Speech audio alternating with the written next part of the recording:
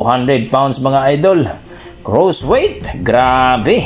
Pero dahil daw kay malaki daw ang offer ni Tank Davis mga idol, walang problema yan. Papatusin daw ni Tank Davis. Nagkampiyon na daw si Tank Davis at wala nang patunayan daw. So malaki naman daw ang offer.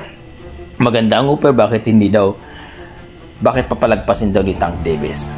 Pareho lang daw ito, no? Sa nangyari ni Terence Crawford mga idol, umakyat ng 2 division at kinalaban itong si Saul Canelo Alvarez dahil daw sa magandang offer ni Haring Alarci, kaya talagang umakyat itong si Terence Crawford. Ang kaibahan lang ni Crawford at ni Tank Davis mga idol, maliit talaga, no? Kumbaga hindi matangkad itong si Tank Davis mga idol. So kayo mga idol, ano masasabi nyo dito sa exhibition fight ni Tank Davis at ni Jake Paul mga idol? Maraming nagsasabi na hindi daw ito papanoorin.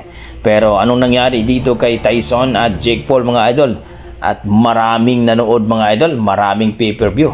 Ito ata yung pinakamaraming pay-per-view, ang Tyson versus